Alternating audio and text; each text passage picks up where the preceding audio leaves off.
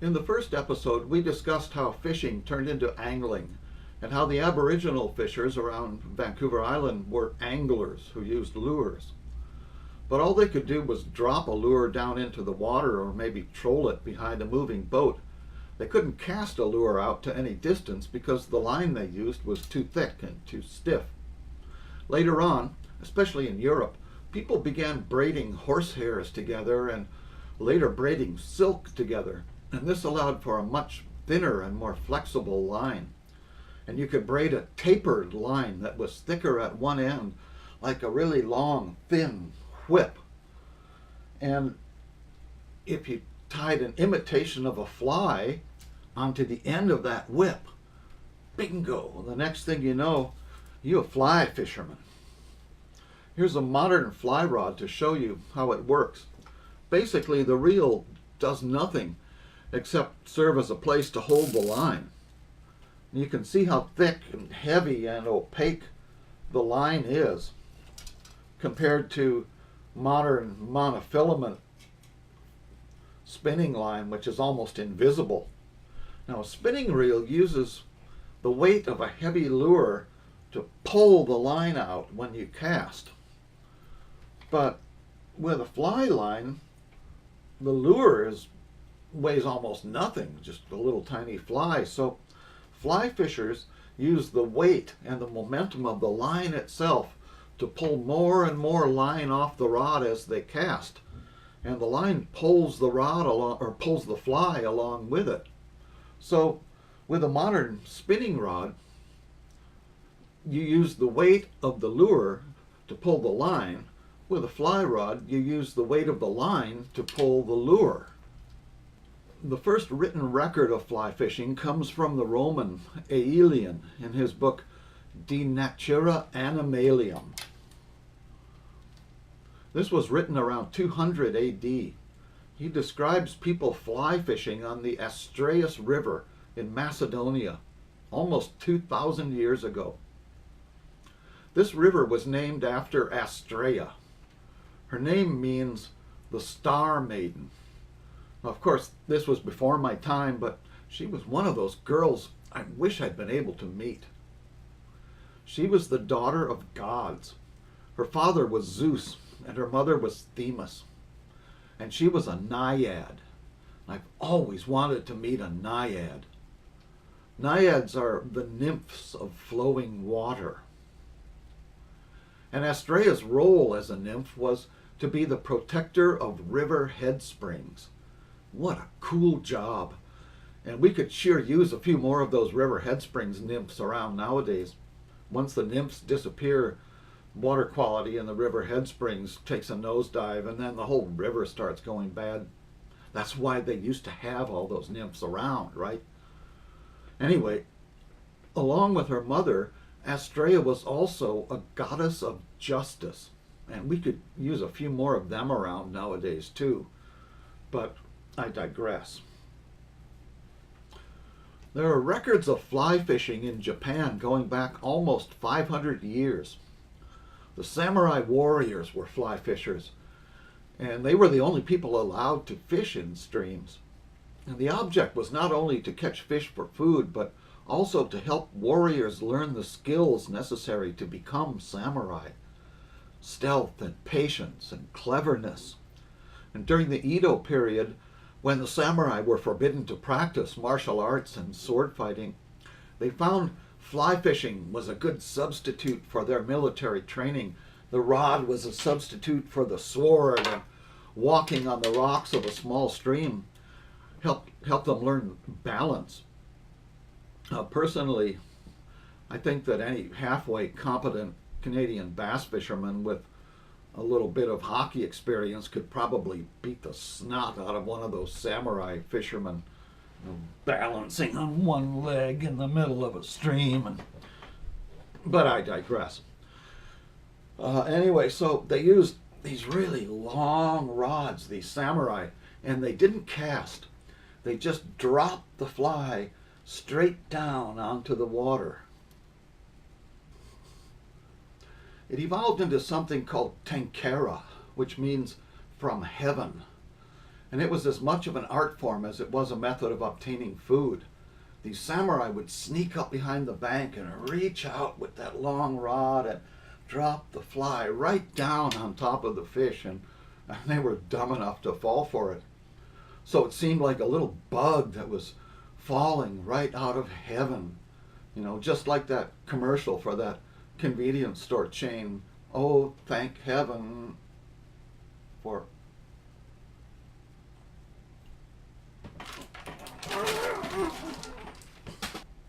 Anyway, as fishing got more popular in Europe, people started writing about it.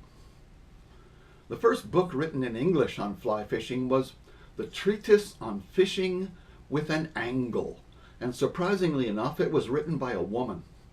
Her name was Dame Juliana Berners, and her book was published in 1496, just 4 years after Columbus discovered that the earth was flat. Now, I'd like to learn more about her. She must have been exceptional. At a time when women were not even allowed to vote, she was an author and a fisherman, or fisher person. And she just seems like the nearly perfect woman. She was beautiful, she could fish, and it's hard not to fall in love with any woman that could spell like that. I'm sure she could help you avoid the vice of idleness. The earliest English poetical treatise on fishing was published in 1613. It was called The Secrets of Angling by John Dennis, who couldn't even spell his own name. He died before the book was published, and this is now one of the rarest books in the world. And John Dennis had a fishing buddy who did not contribute to this book, but he did write. You may have heard of him. His name was Bill Shakespeare. And you can still get some of his books at the library.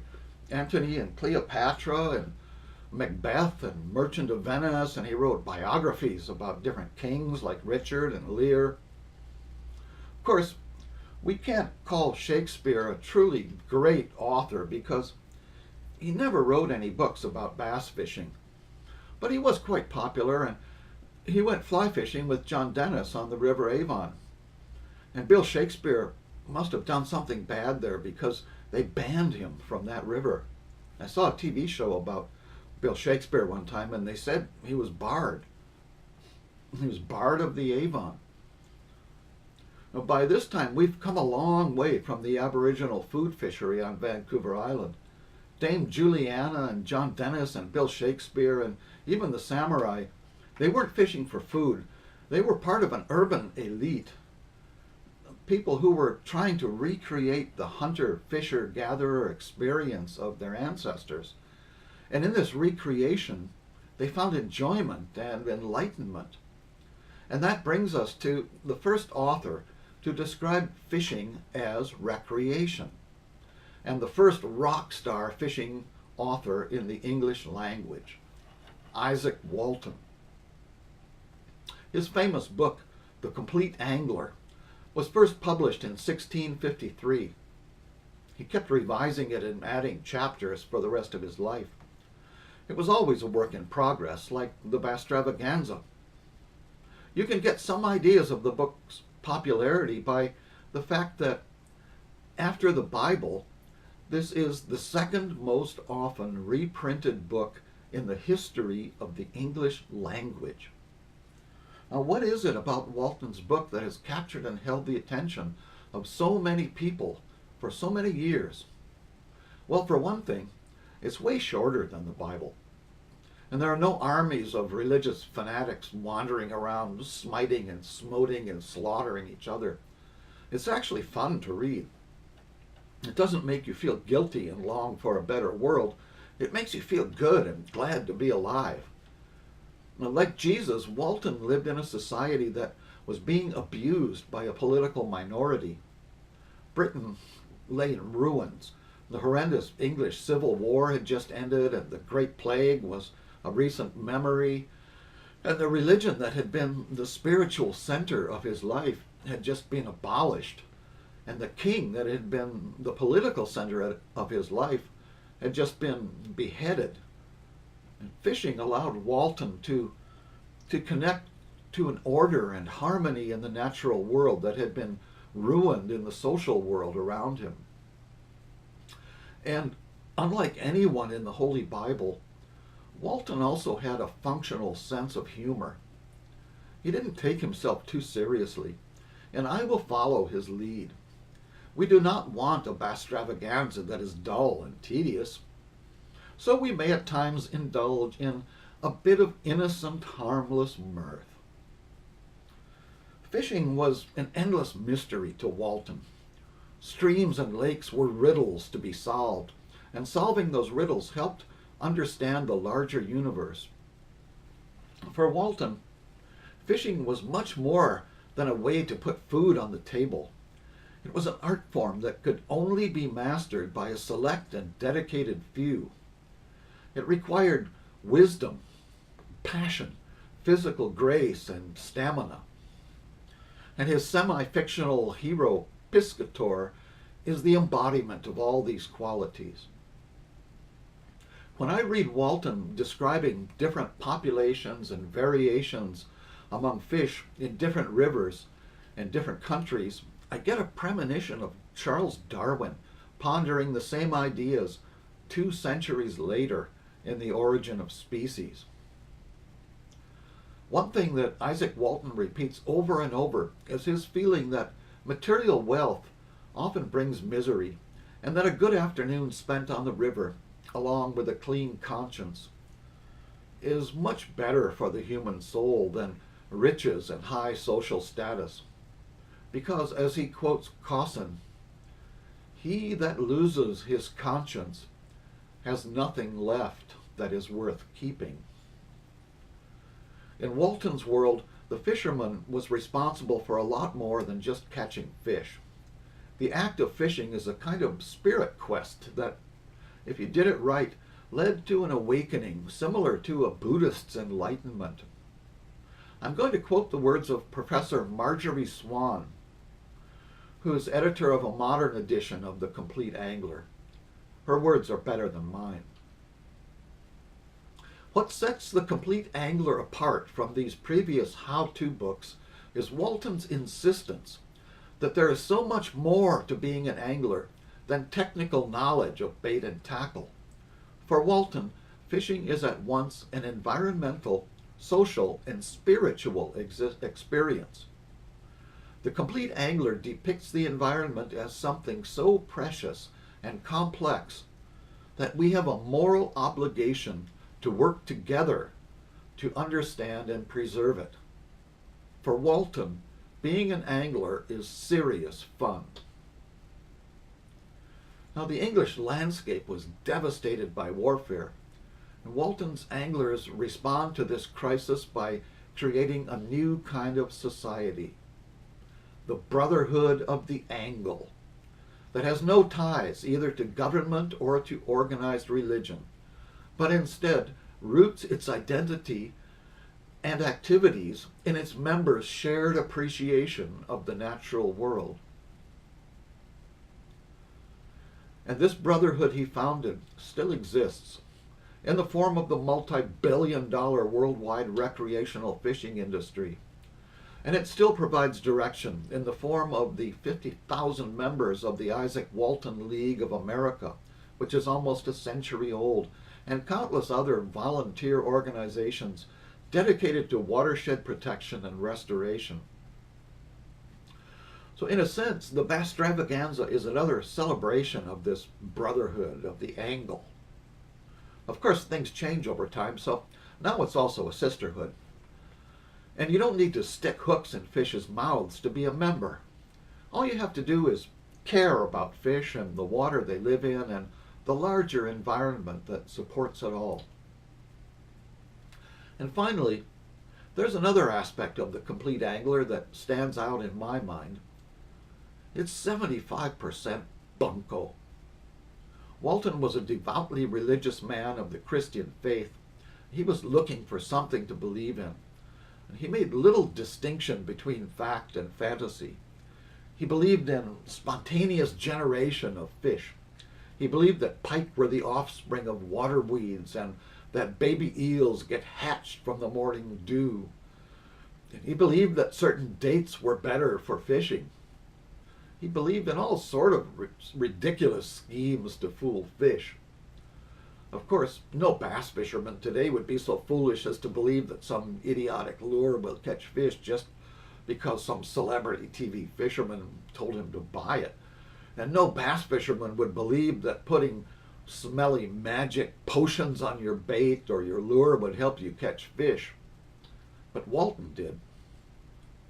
It's fun to look back now at the crazy notions he endorsed and take pride in knowing that a modern bass fisherman would never be foolish enough to believe this kind of nonsense. Isaac Walton fished for many years on the River Dove with his fly fishing friend Charles Cotton. And together they built a fishing temple there beside the river.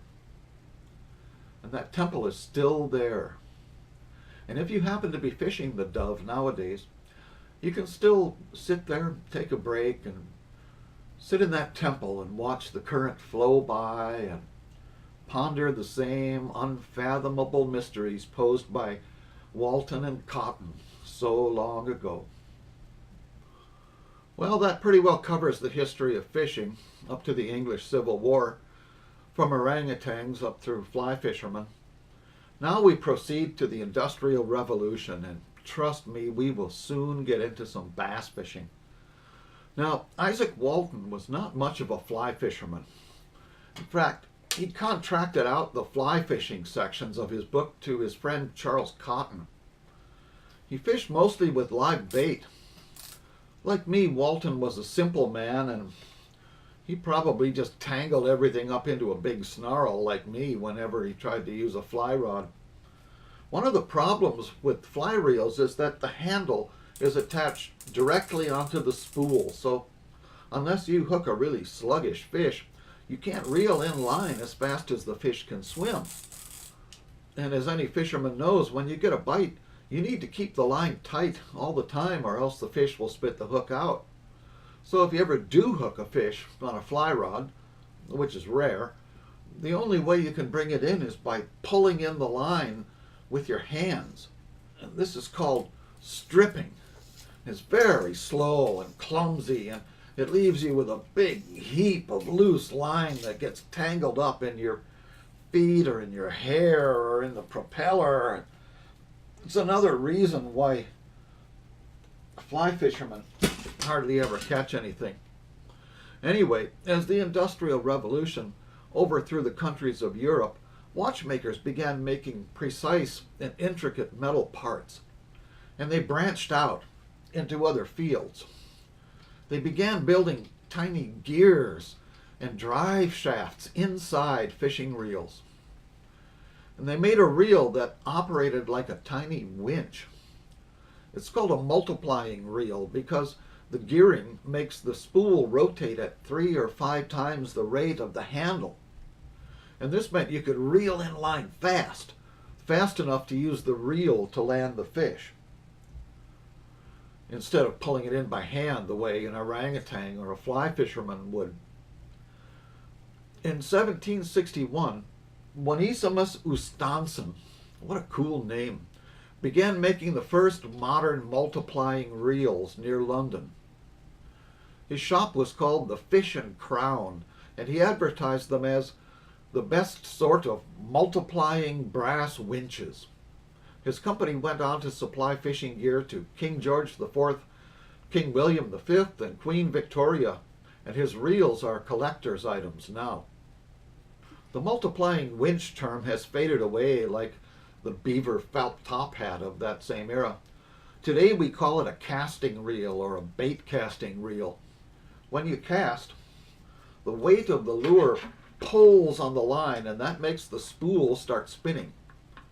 So the bait casting reel it's a step forward from the fly reel, but it has 2 big problems. One is that it requires a big heavy lure to get the spool spinning. With a lightweight lure, you can barely cast at all. And the second problem is that once the spool starts spinning, it wants to keep on spinning even after the lure hits the water. So you end up with this gigantic tangle of line that's, it's you almost as bad off as you would have been if you went fly fishing. So you have to go home and cut off all that tangled line and throw it away and reload the spool with new line and then go out and do it over again. And people fished this way for 200 years, and some still do. I mean, some people still even fish with fly rods. In 1907, a weaver named A.H. Illingworth was looking over the shuttles on his weaving machines, and like all normal people at work, he started to think about fishing. And he realized that if the spool on a fishing reel was turned on end, the line would pull off like the thread off of one of his weaving machines. And this meant that you didn't need to cast big heavy weight in order to get the spool spinning. So you could cast much lighter lures. Here's a picture of the reel he designed. Notice that the small spool is sitting sideways compared to a casting reel. The line feeds through a tiny hole where the red arrow is pointing. And the dealy bopper gizmo with the hole in it is connected to the handle, so it spins around when you turn the reel, and it lays the line back on the spool. So this Illingworth reel became known as a spinning reel, and it could cast much more delicate lures. But the dealy bopper setup was really primitive and kept tangling the line. It was like the Neanderthals back in their caves when they invented the first cell phones. It took them a long time to get one that worked really well. The Hardy Reel Company developed an elaborate mechanism called a bail that rotated around the spool. And they patented it in 1932 and introduced it on their new Altex reel. And this bail concept is still essential to all modern spinning reels. The Altex reel was so far ahead of its time, it had one big problem. Nobody had yet invented a line that could take full advantage of this high-tech marvel. Later, in the 1930s, a watchmaking company in Cluses, France, named Carpano and Pons, was contracted by a fishing gear company named La Canne à Pêche to build a better reel. They had a hotshot engineer named Maurice Jacquemin. Here's a photo of one of his earliest reels, which has been described as a triumph of simplicity and common sense. Now those are two things that are in short supply nowadays, and maybe that's why this design became the most famous spinning reel of all time, the Mitchell 300. I always wondered why a French company made a product with an English name. Maurice Jacquemin named this new reel after his son, Michel, but in those days France had a law that said you couldn't use proper names as brand names, so they anglicized the name to Mitchell. And they were probably already anticipating that big U.S. market once a few multinational corporate licensing issues were settled by World War II. Carpano and Pons began to produce and sell these reels during the war, while France was occupied by the Nazis. After the war, the Charles Garcia Company in the U.S. took over exporting. It wasn't until 1954 that Hardy's patent on the Altex bail expired, and the modern Mitchell bail design was allowed to be sold worldwide. And it wasn't long after this, back when I was just a little bitty dumpling, that I got a Mitchell 300 for Christmas, and I've continued to use them all my life. This is a vintage Mitchell 300 that I borrowed from my neighbor. He grew up using it in Ontario. And this is a modern version of a Mitchell 300. We'll catch a lot of fish on this reel on the Basstravaganza. So the evolution from the fly reel to the spinning reel was the first great step, leading from the primitive age of fishing up to the glory that is bass fishing today. And the second important leap forward was due to the genius vision of our first hero on the Basstravaganza, the great German chemist Kekulé. More about him next week. We'll get into modern fishing techniques, and we'll start catching some bass. But before I go, I just wanted to show you this short clip just to prove that my homemade plugs really do catch big lunker bass.